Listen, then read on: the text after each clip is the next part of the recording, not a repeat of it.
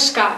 YTV शोजद्वारा प्रायोजित foreign पोलिसीको Nepali विशेषाङ्कमा म कार्यक्रम प्रस्तुता स्वेच्छा संग्रौला सम्पूर्ण दर्शक महानुभावहरूलाई हार्दिक स्वागत गर्न चाहन्छु।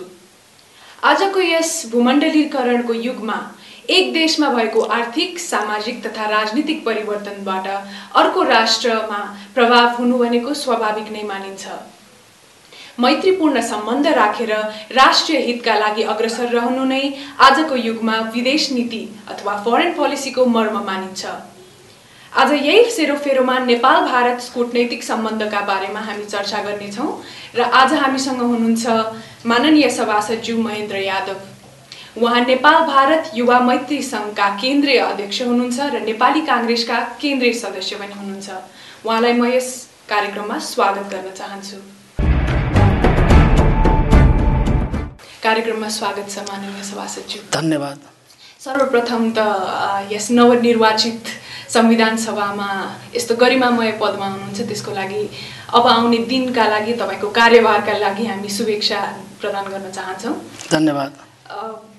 यो नेपाल भारत युवा मैत्री समाजको बारेमा हाम्रा दर्शक महानुभावहरू जान्न चाहनुहुन्छ होला, यसका बारेमा छोटकरीमा केही भनिदिनु हुन अनुरोध छ। यो हाम्रो नेपाल भारत मैत्री युवा संघ, जो नेपाल र भारतका युवाहरू मिलेर नेपाल र भारतको आर्थिक, सामाजिक, ऐतिहासिक, धार्मिक, सांस्कृतिक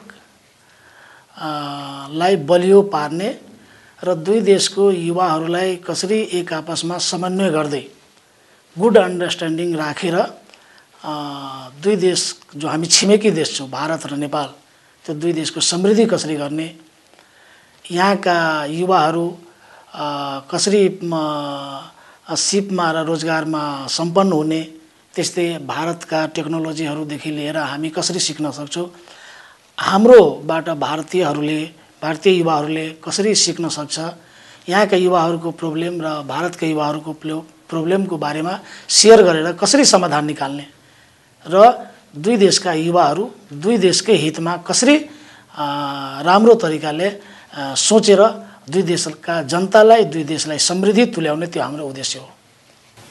पक्कै पनि युवाहरू आफै नै दुई देशका बीचमा मैत्रीपूर्ण सम्बन्ध स्थापित गर्नका निम्ति निकै नै सबल पक्षका रूपमा निस्किएका छन्। यसै सम्बन्धमा नेपाल भारतको बीचको भएको मित्रताको सम्बन्ध यो 1947 जुन 17 देखि चाहिँ कूटनैतिक सम्बन्ध सुरु भयो। आजको दिनमा 2014 मा यो सम्बन्ध कहाँ उभिएको देख्नुहुन्छ सभासदज्यू? अब हेर्नुहोस्, यो वास्तवमा तपाईले भन्नुभयो हाम्रो सम्बन्ध यो धेरै पुरानो सम्बन्ध छ र नेपाल र भारतको सम्बन्ध खालि यो राजनीतिक हिसाबले वा धार्मिक हिसाबले मात्रै नभएर यो हाम्रो सामाजिक, हाम्रो रोटी र बेटीको सम्बन्ध पनि भनिन्छ। किनभने हाम्रो संस्कृति मिलेको छ, हाम्रो धर्म र तीर्थस्थलहरू साझा छ, हाम्रो विकासका मुद्दाहरू तपाईको केही मुद्दाहरू कमन छ र केही समस्याहरू पनि दुई देशले समान रूपले फेस गरिरहेको छ। त्यसैले वास्तवमा हामी दुई देशका जो नागरिकहरू छौँ, जो जनताहरू छौँ, त्यो परापूर्व कालदेखि नै एकअर्काको सहयोगमा, एकअर्काको सुख दुःखमा जुटेको कारणले हाम्रो सम्बन्ध धेरै पुरानो सम्बन्ध छ।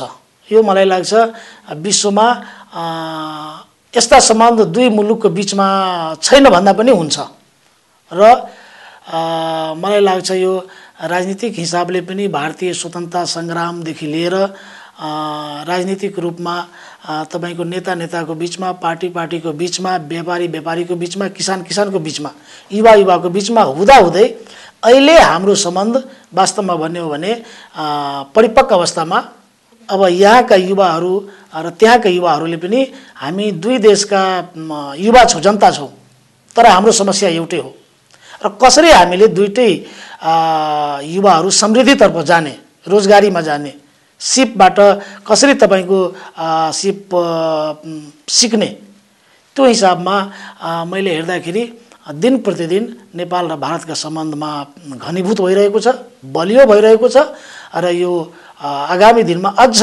बलियो भएर रहन्छ। पक्कै पनि आर्थिक सामाजिक परिदृश्यका कारण यी दुई राष्ट्रहरू दिनदिनै नजिकिँदैछन् भनेर सभासदज्यूले भन्नुभयो। अब जाउँ यो संसारकै सबैभन्दा ठुलो प्रजातन्त्र भनेर भारतलाई भनिन्छ।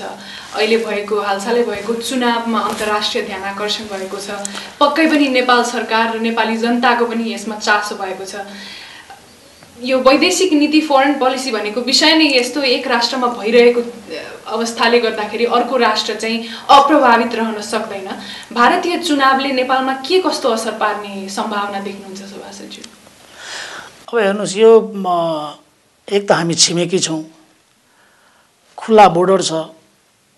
अर्को कुरा के छ भने भारत पनि लोकतान्त्रिक देश हो। दुनियाँको सबभन्दा ठुलो लोकतान्त्रिक देश भारत हो। सबभन्दा बढी इलेक्सनमा भोट कहीँ हालिन्छ भन्दाखेरि भारतमा हालिन्छ। र नेपाल लोकतन्त्रको लागि धेरै लामो समयदेखि सङ्घर्ष गर्दै आइरहेको मुलुक हो। र अहिले हामीले यो 46 सालको जनआन्दोलन, त्यसपछि तपाईँको 62-63 को आन्दोलन बाट हामीले अहिले लोकतन्त्रलाई संस्थागत गर्न गइरहेका छौँ। र अहिले पहिलो र त्यसपछि दोस्रो संविधान सभाबाट पनि हाम्रो मूल उद्देश्य नेपाली जनताले नै हामीलाई दिएको कारभार के हो भने लोकतन्त्रलाई संस्थागत गर, लोकतन्त्रलाई बलियो बनाऊ। र लोकतन्त्रलाई बलियो बनाउन लोकतन्त्रको सबभन्दा ठुलो आधार चुनाव हो, इलेक्सन हो, जनताको सहभागिता हो। त्यसैले भारत पहिलेदेखि लोकतान्त्रिक मुलुक भएको र हाम्रो नेपालको लोकतान्त्रिक मुलुकमा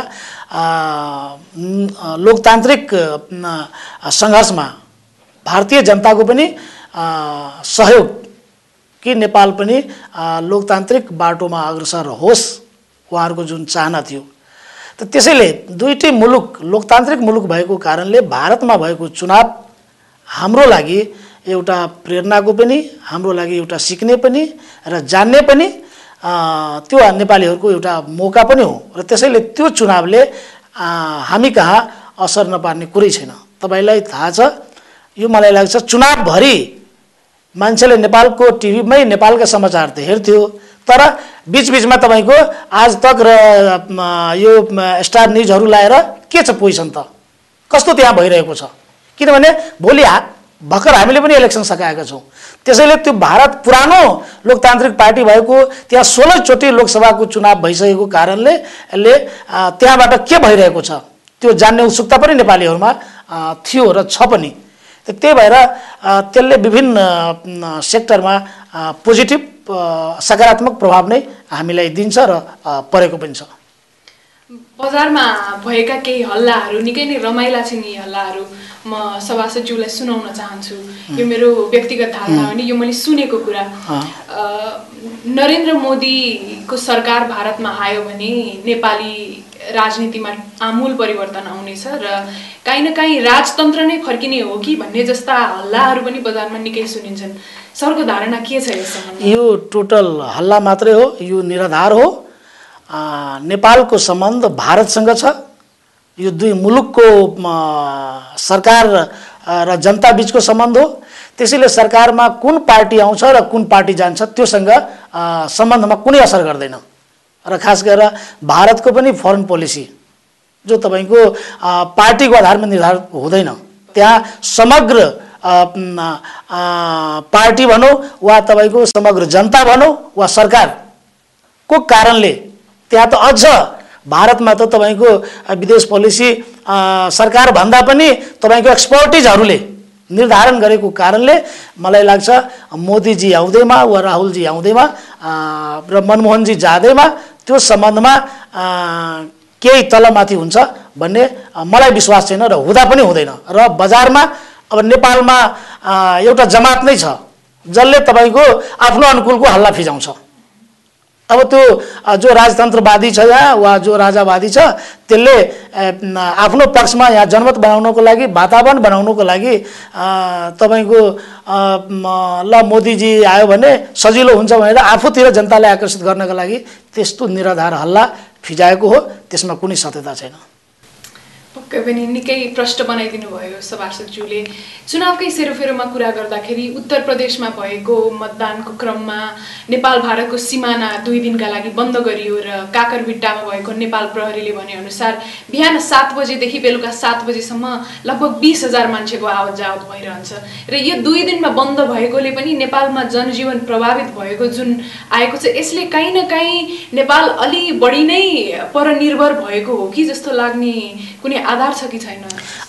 त्यो छैन, किनभने नेपाल र भारतको खुल्ला सिमाना छ र बोर्डर छेउका मान्छेहरू त्यहाँ वैवाहिक सम्बन्ध भएको कारणले वा त्यहाँको स्वास्थ्य उपचारको कारणले वा किनमेलको कारणले छिमेकी को बोर्डरको वरिपरि भइरहेको छ र खास गरेर बोर्डर छेउमै बजारहरू भएको कारणले मार्केटिङ गर्नको लागि पनि गइरहेको छ। ठुलो सङ्ख्यामा यताको मान्छे उता जान्छ, उताको मान्छे पनि यता आइरहेको हुन्छ र खास गरेर तपाईँको चुनावको दिनमा बोर्डर सिल गर्ने चलन पहिलेदेखि छ, किनभने चुनावको दिनमा बाहिरका मान्छेहरूको त्यहाँ प्रभाव नहोस् वा बाहिरको मान्छेहरूले मतदानलाई असर नगरोस्, अनियमितता नगरोस्।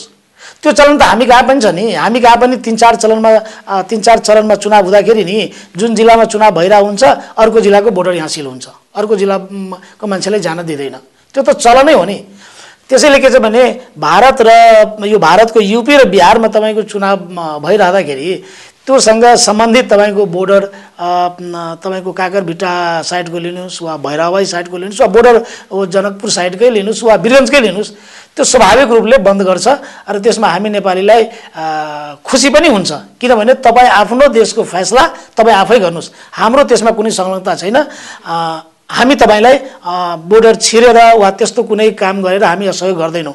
अब अलिकता असर वा दुःख तपाईँको त्यो दिन कामले जाने वा कुनै समस्या भएको बेलामा अलिकता दुःख त स्वाभाविक हो, तर छिमेकी भएको नाताले जस्तो जहिले कहिलेकाहीँ हामीलाई सुख पनि हुन्छ भन्दाखेरि अलिकता दुःख पनि हामी कहिलेकाहीँ सानोतिनो दुःख पनि बिहोर्नुपर्छ र त्यसले हामीलाई कुनै असर गरेको हुँदैन। म अघि पनि तपाईँलाई भने कि हामी छिमेकीहरू सुखमा पनि साथ हुनुपर्छ, दुःखमा पनि साथ हुनुपर्छ, त्यही हो असल छिमेकी, असल मित्रता त्यही हो। खालि सुखमा मात्रै साथ र दुःखमा फेरि साथ नहुँदाखेरि त्यो असल मित्रता हुँदैन।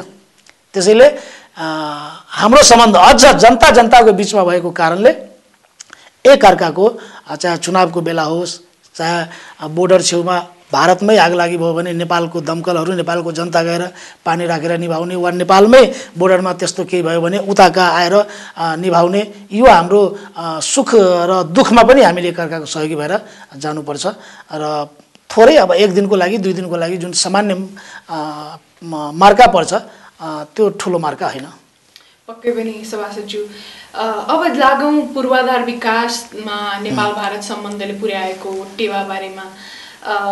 हालसालै आएको खबरमा भोजपुरमा निकै नै राम्रो विद्यालय भवनको उद्घाटन भयो। भारतीय दूतावास राजदूत रञ्जित रायले इनोग्रेसन गरिदिनु भयो। 1,90,00,000 को लागतमा बनेको यो विद्यालय एउटा यस्तो उदाहरण हो र यो पूर्वाधार विकासमा यसले कस्तो उदाहरण दिइरहेको छ। यो 1951 यता आएका पूर्वाधार विकासमा भारतले देखाएको चासो र विभिन्न साना विकास परियोजनाका नाममा गरिएका सामुदायिक विकास कार्यक्रमहरू अब आउने दिनमा कस्ता खालको यसको भविष्य के देख्नुहुन्छ सभासदज्यू? अब हेर्नुहोस्, यो सकारात्मकै कुरा हो, किनभने हाम्रो अर्थव्यवस्थाले हामी सबै कुरा धान्न सकिरहेको छैनौँ। जस्तो सडक हामीलाई चाहिएको छ तर हामीसँग अर्थको अभाव छ, त्यस्तै तपाईँको पुलकै अब ठुल्ठुलो लागतको पुल तपाईँको नेपालमा बन्न आवश्यक भइसक्यो तर हामीसँग पैसा छैन।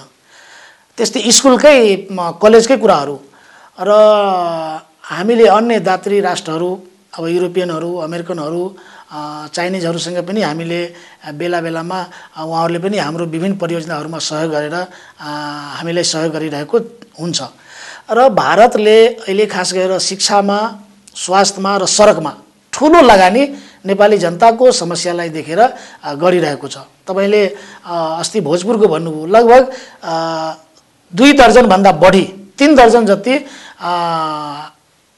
स्कुलहरू जो लगभग 2 करोडदेखि तपाईँको लगभग 4 करोडसम्मको लागतमा भारतले निर्माण गरेको छ र निर्माण हुँदै पनि गइरहेको छ।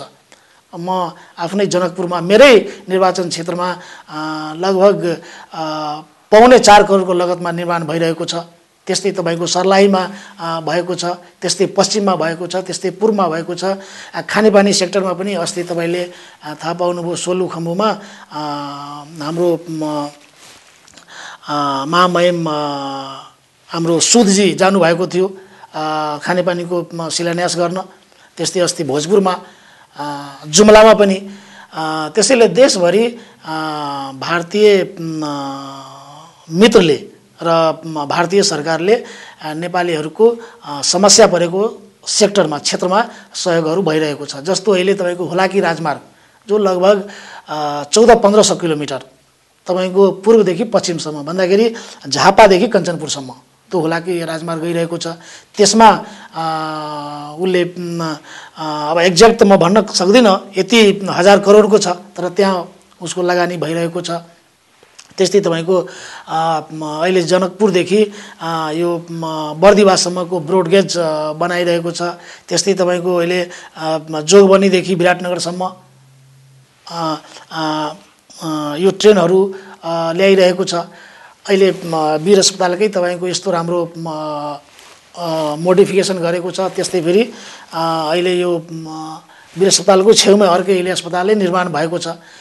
भन्दाखेरि नेपाली जनतालाई चाहिने आवश्यक कुराहरू जो हामीले अहिले तत्काल गर्न सक्दैनौँ, हाम्रो बजेटले भ्याइरहेको छैन।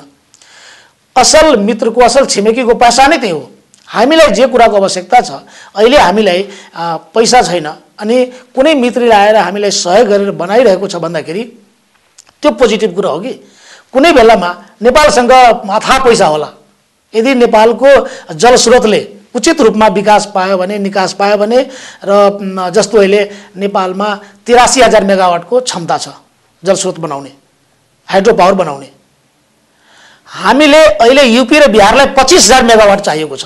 जुन दिन हामीले 25,000 मेगावाट विद्युत भारतलाई बेच्न सक्छौँ, मलाई लाग्छ नेपालीहरू अरब जस्तै गल्फ जस्तै घरमा बसेर अनि हामीले कामै नगरिकन मौज मस्तीको जिन्दगी हामी बिताउन सक्छौँ। अहिले हामी गल्फ कन्ट्रीमा गइरहेका छौँ काम गर्न। गल्फ कन्ट्रीबाट इन्डियाबाट हामीले कामदारहरू झिकाएर नेपालमा हामी रोजगार दिन सक्छौँ यदि 25,000 मेगावाट हामीले विद्युत मात्रै उत्पादन गर्न सक्यौँ, जबकि हाम्रो क्षमता छ 83,000 मेगावाट। त त्यसैले के छ भने जुन दिन हामी सम्पन्न भइहाल्छौँ, धनी भइहाल्छौँ, त्यो दिन हामीले इन्डियासँग सहयोग माग्ने वा इन्डियाले सहयोग गर्ने आवश्यकतै हुँदैन। बरु हामी छिमेकी भएको नाताले हामीले उहाँहरूलाई सहयोग गर्न सक्छौँ नि। असल छिमेकी त्यही हो नि। तर म तपाईँले भन्नु अहिले नेपालमा एउटा ठुलो गिरोह छ जो नेपालको जलस्रोतलाई नेपालको हाइड्रो पावरबाट उत्पादन हुने बिजुली तपाईँको उत्पादन हुन दिन चाहिरहेको छैन। एउटा ठुलो गिरोह छ। उनीहरूको सोचमा दिमागमा के एउटा आइरहेको छ भन्दाखेरि कि दुनियाँको कुनै लगानीकर्ताले वा कुनै मुलुकको मान्छेले नेपालमा आएर हाइड्रो पावर बनायो भने बनाउन दिने, भारतीय कम्पनी भारतीय लगानीकर्ता वा भारत सरकारले यदि नेपालमा हाइड्रो पावर बनाउन खोज्यो भने हामी तुरुन्त भनिदिन्छौँ यहाँबाट नारा जुलुस तुरुन्त कि भारतले खोला किन्यो, भारतले नदी किनेर लग्यो, पहाड किनेर लग्यो, ल नेपालले किन्न खोज्यो। र जुन सरकारले त्यस्तो एग्रिमेन्ट गर्छ, जुनसुकै सरकार, चाहे त्यो बाबुरामको सरकार होस्, चाहे देउपाजीको सरकार होस्, अहिले हाम्रो कोइरालाजीकै सरकार छ, चाहे भट्टराईजीको सरकार होस्, जुनसुकै सरकार, त्यस्तो नेपालीको हितमा यदि एग्रिमेन्ट गर्यो भने अनि त्यो सरकारले नेपाल बेच्न खोज्यो, भारतमा मिलाइदियो, ठुलो एउटा तपाईँको षड्यन्त्र पूर्ण तरिकाले यहाँ काम भइरहेको छ। जाँदा जाँदै अन्तिम प्रश्न राख्न चाहन्छु। नेपाली काङ्ग्रेसको केन्द्रीय सदस्य हुनुहुन्छ, नेपाल भारत युवा मैत्री सङ्घको केन्द्रीय अध्यक्ष हुनुहुन्छ र सभासद पनि हुनुहुन्छ। यस्तो गरिमामय पदमा हुँदै पनि कसरी आफ्नो कार्यभार सन्तुलन गर्नुहुन्छ? हामीमा आएको प्रश्न के छ भन्दाखेरि अब 1 वर्षमा संविधान के हामीले देख्न पाउँछौँ? आम जनताले संविधान बनाउने प्रक्रिया कहाँ पुगेको छ यो जान्न खोजेको छ सभासद। अब हेर्नुहोस्, अहिले संविधान सभाको कार्यतालिका अनुसार तपाईँले माघ 8 गते हामीले संविधान दिन्छौँ भनेर कार्यतालिका नै हामीले तय गरेका छौँ, पासै गरेका छौँ। र तपाईँलाई पनि र तपाईँ मार्फत नेपाली जनतालाई पनि म विश्वास दिलाउन चाहन्छु यसपालि माघ 8 गते नै संविधान जारी हुन्छ। र त्यसको लागि जुन कार्यक्रमहरू छ जो अगाडि बढिसकेको छ। संविधान सभामा 5वटा समितिहरू जो एकदम निरन्तर बसिरहेको छ, आफ्नो काम गरिरहेको छ। आजै संविधान सभाको जेठ 1 गते संविधान सभाको बैठक अहिले बस्दैछ र त्यहाँ हाम्रो यो एउटा संविधान सभामा छ नागरिक अधिकार निर्क्योल समिति छ। त्यसले विगतमा संविधान सभामा भएका जुन सहमतिहरू छ त्यो सहमतिलाई निर्क्योल समितिबाट जो सहमति भएछ नि, विगतको संविधान सभामा पनि त्यो केही कमन कुराहरू त भएछ नि, केही विवादित पनि छ, तर केही कमन छ नि, त्यो सबैलाई हामीले सहमति लिएर अस्ति मङ्गलबारको संविधान सभाको बैठकले त्यसलाई दर्ता गर्यो र त्यसपछि आजदेखि छलफल प्रारम्भ छ। र त्यस्तै म आफै पनि संविधान सभाको मसौदा समितिमा छु र जेष्ठ 16 गतेदेखि तपाईँको संविधानको पहिलो मसौदा हामीले प्रारम्भ गरिहाल्छौँ र मसौदा प्रारम्भ भइसकेपछि संविधान जारी हुने एउटा ठुलो ग्यारेन्टी हुन जान्छ। त्यसैले सबै समितिहरू अहिले व्यस्त छ। तपाईँ भन्नुहुन्छ कहिलेकाहीँ भ्याइ नभ्याइ, जस्तो अस्ति हामीले एक दिनमा तपाईँको 3वटा बैठक गऱ्यौँ। बिहान संसदीय सुनवाई समितिको 8 बजेदेखि 12 बजेसम्म थियो। त्यसपछि फेरि 12 बजे सकिसकेपछि फेरि विकास समितिमा गयौँ, जो विकास समिति तपाईँको संसदको छ। फेरि विकास समिति सिधाइसकेपछि फेरि तपाईँको संसदको बैठक थियो। एकै दिनमा 3वटा भन्दाखेरि अहिले संविधान सभाका सदस्यहरू जो सिरियसली रूपमा लागेको छ र संविधान सभाका सभामुख पनि तपाईँको एकदम सिरियसली रूपले यसपालि लाग्नु भएको छ, राजनीतिक दलका नेताहरू पनि। त्यसैले मलाई लाग्छ ठुलै कुनै दुर्घटना भएन भने, कुनै ठुलै चमत्कार भएन भने कि माघ 8 गते नै तपाईँहरूले संविधान पाउनुहुन्छ भन्ने विश्वास दिलाउन चाहन्छु। निकै नै सकारात्मक कुरा गर्नुभयो सभासदज्यूले। पक्कै पनि हामी शुभकामना दिन चाहन्छौँ। भनिन्छ परराष्ट्र नीति विदेशी नीति भनेको नै सुदृढ राष्ट्रिय नीति हो। त्यही भएर अब यो राष्ट्रिय नीति सुदृढ बनाउनको निम्ति पक्कै पनि संविधानको प्रतीक्षामा हामी रहेका छौँ। कार्यक्रममा आइदिनु भयो, आफ्ना धारणाहरू राखिदिनु भयो। धन्यवाद माननीय सभासदज्यू। ल तपाईँलाई पनि धेरै धेरै धन्यवाद। शान्तिपूर्ण सहअस्तित्व, सार्वभौम समानता तथा आपसी सद्भावमा अडिएको नेपाल भारत विदेश नीतिले भोलिका दिनमा नयाँ आयाम प्राप्त गरोस् भन्ने शुभेच्छाका साथ र अर्को साता शनिबार बिहान 7:30 बजे फेरि भेट्ने बाचा गर्दै म कार्यक्रम प्रस्तुता स्वेच्छा संग्रौला सम्पूर्ण दर्शक महानुभावलाई धन्यवाद दिँदै बिदा हुन चाहन्छु। नमस्कार।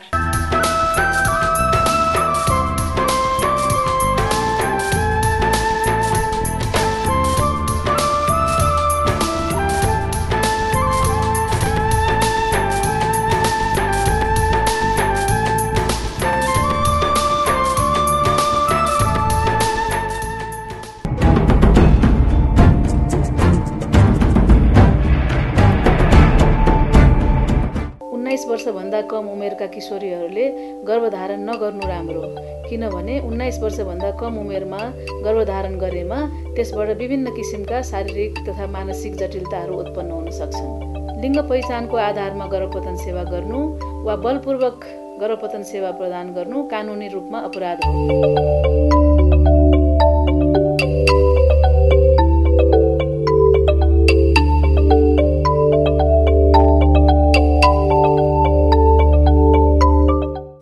गतिसँग होइन, सुरक्षासँग प्रतिस्पर्धा गरौँ। बाटो काट्दा जेब्रा क्रसिङको प्रयोग गरौँ।